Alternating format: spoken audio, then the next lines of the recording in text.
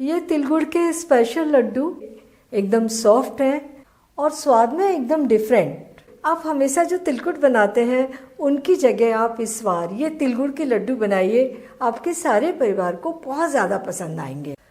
नमस्कार, nishamudrika.com में आपका स्वागत है। तो बनाना शुरू करते हैं। मीडियम गरम कढ़ाई में डाल देंगे तिल। ये 1.5 कप तिल लिए हैं, वज़न में 200 ग्राम। और अब मीडियम फ्लेम पर इन्हें लगातार चलाते हुए भूनेंगे। कब तक भूनेंगे ये तो आपको पता है। इनका हल्का सा कलर चेंज हो जाए और ये फूले फूले दिखाई देने लगें। फ्लेम का ध्यान रखिए, मीडियम और मीडियम हाई चलाना लगातार है और इनके ऊपर नज़र भी रखनी है। और अभी लगभग 4 मिनट हुए हैं। ये अच्छे फूले फूले दिखाई दे रहे हैं, हल्का सा कलर भी चेंज हो गया। और आप थोड़े से खा के भी देख सकते हैं, बड़े कुरकुरे से लगने लगते हैं, टेस्ट बहुत अच्छा हो जाता है। तो ये भुन गए, इन्हें भी निकाल लेती है एक ट्रे में और ठंडा होने देते हैं। इनको ज़्यादा बिल्कुल मत भूनिए, थोड़ा अगर कलर इनका डार्क हो जाए तो इनका टेस्ट भी थोड़ा सा बिटर हो जाता है। तो भूनते समय ध्यान पूरा रखें। और उसी पैन में डाल देते हैं ये ग्रेटेड नारियल। सूखे नारियल को ग्रेट कर लिया है। ये ग्रेट किया हुआ 1 कप है और वज़न में ये 75 ग्राम है। फ्लेम ऑन कर देते हैं और मीडियम फ्लेम पर इसे भी लगातार चलाते हुए भूनेंगे। कलर नहीं चेंज करना है, बस इसे हल्का सा क्रिस्प करना है। इसमें से बढ़िया सी एरोमा आने लगे और हल्की सी क्रिस्पनेस आ जाए। आप ग्रेटेड नारियल की जगह डेसिकेटेड नारियल भी ले सकते हैं, लेकिन ग्रेटेड नारियल ज़्यादा अच्छा होता है। इसकी खुशबू और स्वाद दोनों ही ज़्यादा होते हैं और इजीली मिल जाता है। इसे हम लो मीडियम फ्लेम पर भून रहे हैं और भूनते हुए 3 मिनट हो गए और ये हल्का सा क्रिस्प हो गया और अरोमा तो बहुत अच्छी आ रही है। फ्लेम बंद कर दीजिए और इसे भी निकाल लीजिए प्लेट में। और अब इन दोनों को ठंडा होने देते हैं। हम ये तिलकुट एकदम डिफरेंट स्वाद में बना रहे हैं, तो हम इसमें डाल रहे हैं आधा लीटर दूध। वही पैन ले लिया और इसमें ये दूध डाल दिया। फ्लेम ऑन, तेज फ्लेम पर दूध को उबाल लेते हैं। पहले दूध में उबाली आ गई है। अब इसे थोड़ी थोड़ी देर में चलाएंगे और इसे गाढ़ा होने तक कुक करेंगे। तो फ्लेम तो तेज ही रख लेते हैं अभी। इसे कुक होते हुए 10 मिनट हो गए हैं। काफ़ी थिक हो गया है ये, लेकिन हमें तो इसे ज़्यादा थिक करना है। चारों तरफ जो आके चिपक जाता है दूध थोड़ा थिक होकर के, उसे भी निकालते रहिए। इसे कुक होते हुए 20 मिनट हो गए हैं और इसकी थिकनेस देखिए, ये काफ़ी थिक हो गया है। अब मैं फ्लेम को कर रही हूँ लो मीडियम। अभी तक हमने इसे तेज़ फ्लेम पर कुक किया था और इसे चलाते हुए और थोड़ा सा थिक कर लेते हैं। इसे 2 मिनट हमने धीमी गैस पर कुक कर लिया और देखिए एकदम थिक हो गया।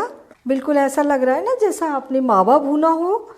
आप इसकी जगह 100 ग्राम मावा भी ले सकते हो, लेकिन उसको भूनने के लिए फिर आपको 2 टेबल स्पून दूध लेना पड़ेगा और दूध मिलाते हुए उसे भूनिए और बिल्कुल ऐसी कंसिस्टेंसी वाला बना लीजिए। फ्लेम को एकदम धीमा कर देते हैं और अब इसमें डाल रहे हैं हम गुड़। एकदम बारीक तोड़ लिया है, अच्छी वैरायटी का गुड़ लीजिए।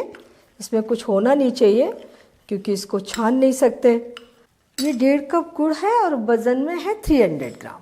अब इसे मिलाइए अच्छे तरीके से और मेल्ट होने दीजिए।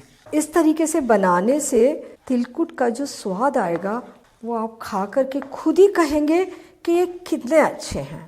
सभी को बहुत ज़्यादा पसंद आएंगे। और इन्हें थोड़ा और सॉफ्ट बनाने के लिए हम डाल रहे हैं इसमें 1 टेबल स्पून घी। टेस्ट भी एनहांस हो जाएगा और ये सॉफ्ट भी रहेंगे। फ्लेम एकदम धीमी कर दी है। धीमी फ्लेम पर इसे कुक होने देते हैं। इधर हमारे तिल और नारियल दोनों ठंडे हो गए हैं, इन्हें पीस लेते हैं। तिल जार में डाल देंगे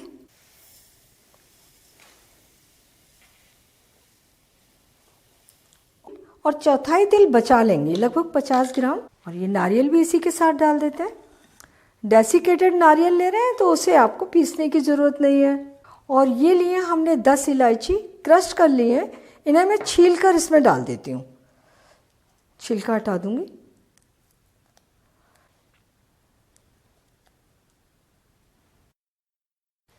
और अब हम इन्हें हल्का दरदरा पीस लेंगे। इधर जो गुड़ मेल्ट हो रहा है उसे भी चलाने का पूरा ध्यान रखेंगे। और ये देखिए मिक्सचर हल्का सा दरदरा पीस लिया है। इस मिक्सचर को प्याले में निकाल लेते हैं। गुड़ धीमी गैस पर पिघल रहा था तो ये लगभग पिघल गया है। थोड़ा सा फ्लेम को तेज कर देते हैं और इसे अच्छी तरीके से कुक करते हैं जब तक कि पूरी तरीके से घुल नहीं जाता और थोड़े से झाग नहीं दिखाई देने लगते। चला देंगे अच्छे तरीके से। और अभी हम इसे धीमी फ्लेम पर ही कुक कर रहे हैं। आप फ्लेम को बिल्कुल भी तेज़ मत करिए, गुड़ जल सकता है। और ये देखिए गुड़ में अच्छे से झाग आ रहे हैं, सिरप बन गया। इसे चेक करने की बिल्कुल ज़रूरत नहीं है, बस इसी तरीके के झाग आ जाएं। बहुत ज़्यादा कुक भी मत कीजिए इसे, क्योंकि पानी तो इसमें हमने बिल्कुल डाला ही नहीं है और जो दूध कुक किया था वो भी एकदम थिक हो गया था। तो इसमें जलाने के लिए कुछ नहीं है, बस हमें गुड़ को अच्छे से मेल्ट करना था और कुक करना था। और ये पूरी तरीके से कुक है। अब मैंने फ्लेम को बंद कर दिया है और अब जो मिक्सचर पीस के रखा था वो इस गुड़ में डाल देंगे। और ये साबुत तिल भी, इससे तिलकुट का टेक्सचर बहुत अच्छा हो जाएगा और खाने में भी थोड़े से साबुत तिल हो तो अच्छा लगता है। और अब इन्हें मिक्स कर दीजिए। अभी मैंने इसमें कोई भी ड्राई फ्रूट नहीं डाले। बादाम, काजू, अखरोट, आपको जो ड्राई फ्रूट पसंद हो वो आप छोटे छोटे काट के इसमें डाल सकते हैं। मैंने इसे बहुत ही बेसिक इंग्रेडिएंट से बनाया है। तिल और नारियल, गुड़ हर जगह आसानी से मिल जाते हैं, तासीर में गर्म होते हैं। सर्दियों में इस तरह के तिलकुट और लड्डू ज़रूर बनाइए और बच्चों को ज़रूर खिलाइए। ये मिक्सिंग हो गई। आप इस मिक्सर को ट्रे में जमा कर बर्फ़ी भी बना सकते हैं। और अब इसे थोड़ा सा ठंडा होने देते हैं। बहुत देर तक नहीं रहने देंगे, चेक करते रहेंगे। हम इसे हाथों से छू सकें उतना ठंडा करेंगे। मिक्सचर ठंडा हो गया है और हाथ अच्छी तरीके से धो लिए हैं। हाथ कितने ही साफ़ हों, लेकिन लड्डू बनाने से पहले ज़रूर धोइए। थोड़ा सा घी पहली बार, बिल्कुल ज़रा सा। और इसमें से थोड़ा सा मिक्सचर निकाल लीजिए। ये तिलकुट थोड़े से छोटे ही बनाएं, क्योंकि एक बार में किसी को भी एक तो ज़रूर खाना है।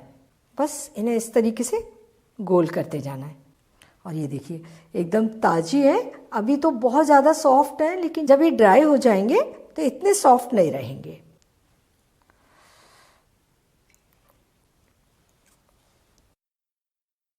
और जब आपको लगे कि हाथों पर थोड़ा ये चिपकने लगे हैं तो थोड़ा सा घी लेकर लगा लीजिए।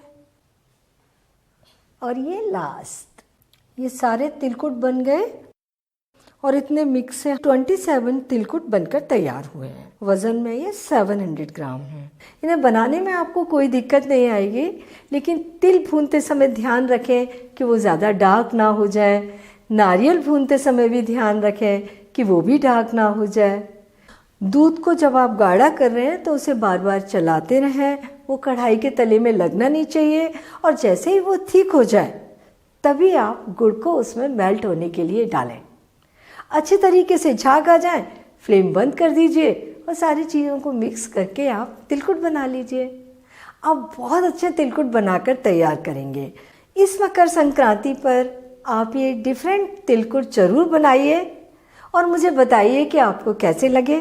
और ये भी बताइए कि मुझे आपके लिए और क्या बनाना है। अगर आपने मेरा चैनल अभी तक सब्सक्राइब नहीं किया है तो इसे तुरंत कर लीजिए और बेल आइकन भी दबा दीजिए ताकि मेरी आने वाली रेसिपीज के नोटिफिकेशंस आपको मिलते रहें।